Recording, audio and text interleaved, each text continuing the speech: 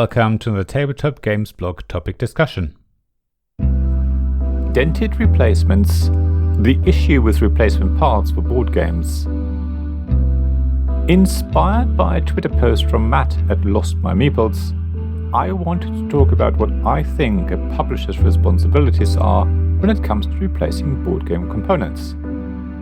I think there are some things we will all agree on and that a publisher should replace, and others where we probably all agree that the publisher doesn't have to send replacements.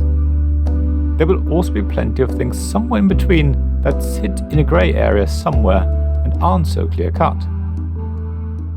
In the post, Matt showed a picture of a slightly dented board game box and asked for a respectful discussion about whether or not people thought that the publisher should send a replacement box. Matt explains that, and I quote, "To send the box alone would cost $19, and adds that he intends to help the customer. He just wanted to see what people thought. The dent looks quite minimal. It also sounds like nothing else is missing or broken, and the game is perfectly playable and enjoyable. Rather than tell you what I think, let me leave this case with you for now. I will discuss this and similar edge cases later in the article. In the meantime, maybe you can think about how you would deal with the situation.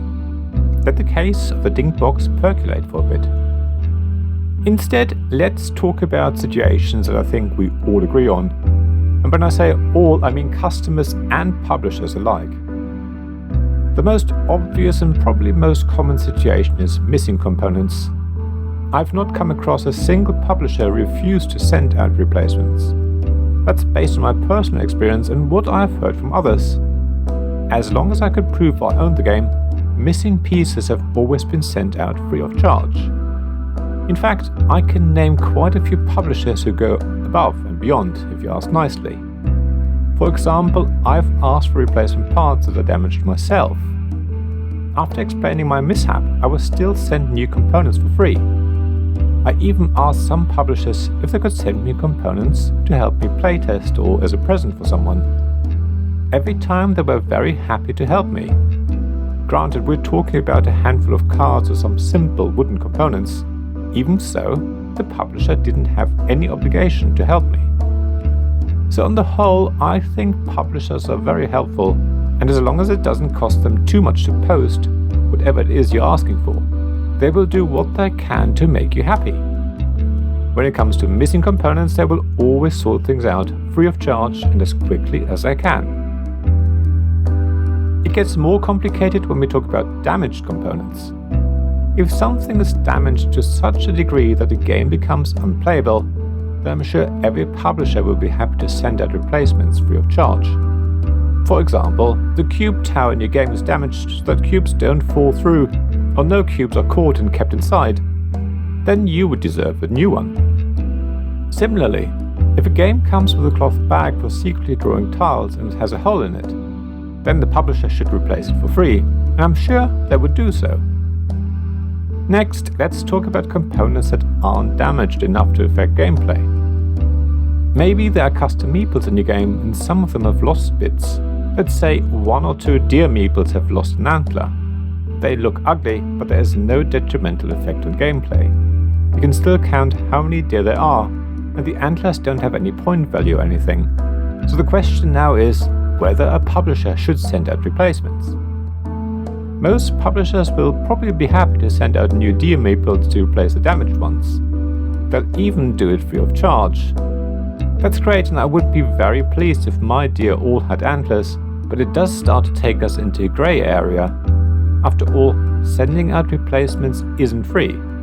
Publishers don't keep drawers full of components to send out to customers.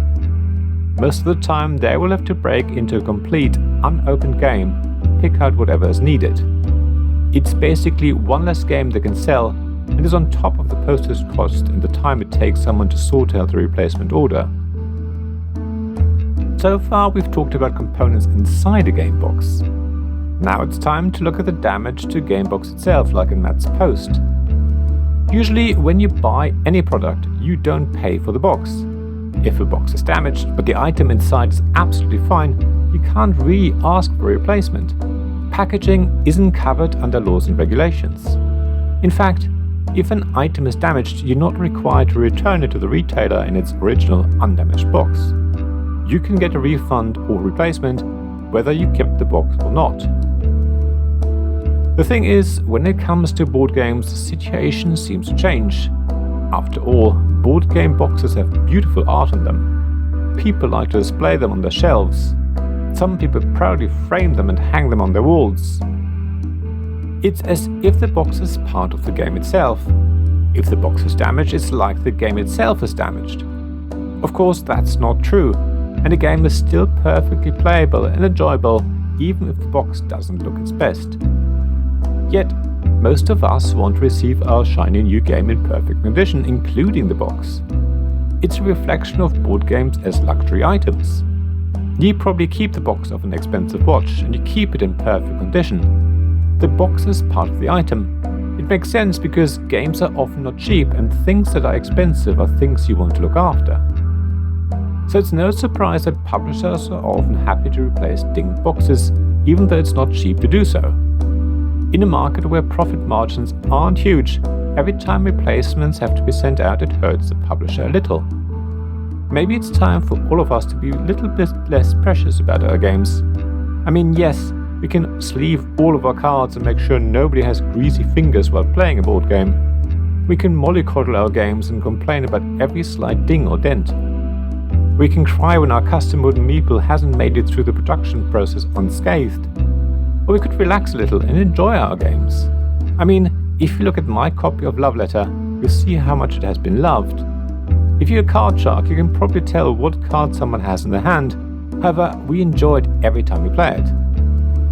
I know, it's not as cut and dry as all that, and some people want to keep their games in tip-top condition so they can resell them. There are lots of things to consider, and I hope this article has given you some food for thought. So how about you then? How do you feel about dinged boxes? Have you had bad experiences with publishers? Have you not been sent replacements for missing or damaged components? Please share it all on the blog at tabletopgamesblog.com. I'd love to hear from you. Thank you for listening to this Tabletop Games Blog topic discussion podcast. Please check the description below for links mentioned in this episode, as well as to the written version of this article on the blog. If you enjoyed this episode, please subscribe, give us some stars or leave a review. Please also tell your friends about me, and if you want to offer financial support, check out my Patreon and Ko-fi pages, links to which you'll find in the blog at tabletopgamesblog.com. So thank you again for listening, and I hope to see you again soon. This podcast was made possible by the generous help of my supporters. Royal Patron Sean Newman, Magic Champion John Risley, Castle Guards David Miller and James Naylor, Dice Masters Alex Bardi, Paul Grogan and Robin Kay, Shining Lights Gavin Jones, Vukasin Nizovic, Sarah Reed, Richard Simpson and Tim Vernick.